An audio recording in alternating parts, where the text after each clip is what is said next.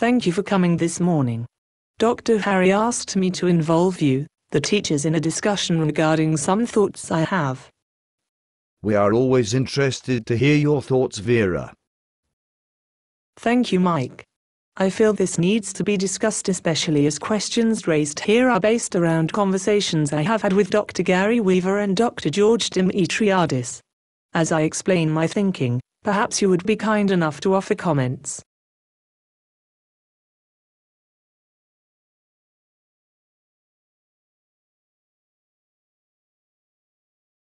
Well, to the subject in hand then. The harnessing of the law of similars within Hanuman's plan as set out in the organon is totally dependent on provings. The only way we can reliably get information about what remedies can do is through giving them in an organized way to healthy people, and getting reports, in an organized way, as to the results. Poisonings, although usually inflicted on healthy people and drastically changing their state, do not show the influence of highly dilute potentized substances on healthy people. Are you with me so far? Oh, yes. To continue then. Clinical symptoms can demonstrate effectiveness of homeopathic treatment, but cannot demonstrate a certain homeopathic relationship between the remedy and the clinically named disease that was cured. If we are to work using Hanuman's methods, basing ourselves on the organon, we need provings. We need that central body of materia medica that is a primary source and not subject to interpretations by homeopaths. But how objective are provings? How certain can we be of the long, shopping list of symptoms presented by the provers on taking remedies? How sure can we be about those who edited the provings, about their work and interpretations? Inevitably, when a person describes a sensation he or she is experiencing, something will be lost in translation between the experience and the words the prover finds to express that experience. Just in the same way, when a patient tries to describe his or her condition, something is lost too. This means that we must cast a critical eye on even the best of provings, and be aware that we may not be able to understand the full range of nuance in terms of the language used to describe the experience. I have not even touched on the difficulty in understanding language, the way each one of us, even within a similar culture, will understand words differently. If provings done under the best of conditions, with full care and correct approach, can be flawed, it seems clear that provings on the other end of the scale, carried out through meditation, dreams, pendulums or similar, must be completely flawed if our goal is certainty in prescribing and results.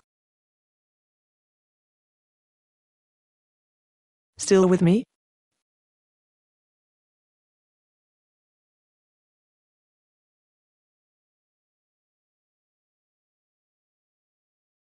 But what about all the provings in the middle range of the scale?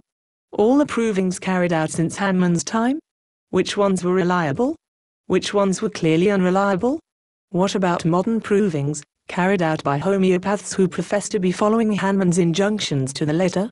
There are homeopaths on the front line, working constantly with patients using the tools available, the most important of which are reliable materia medica based on provings.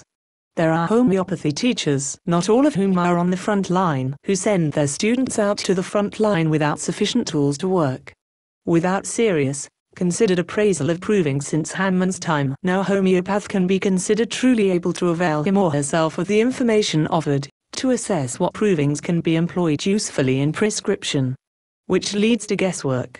Which is unhealthy if the goal is certain prescribing, not to mention the damage it does when it becomes entrenched as acceptable practice, which we have witnessed in our times.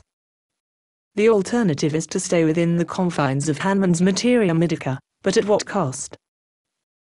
Gelsemium, Medarinum, Carlibicromium, Hypericum, and many more. That is the cost. And this is the challenge. Some of you have the tools, skills and experience to appraise provings. Please do it. Please teach it. Please present your opinions. If you have the knowledge, please share it. This is a subject that should be part of the teaching curriculum of every homeopathy school that takes itself seriously. It has been sorely neglected, and this must be remedied if homeopathy is to survive as a medical art and science, rather than as a rather weak, ineffectual New Age healing modality. That's all I wanted to discuss with you. Any questions? I do not have any. I have to run for an appointment, but we'll discuss this further at a later date. Yes. We must discuss this further and decide how to encourage the students to get involved too. Perhaps we could ask Gary and George to join us on Skype.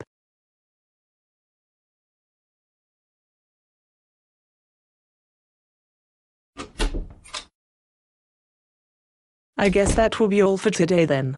See you tomorrow.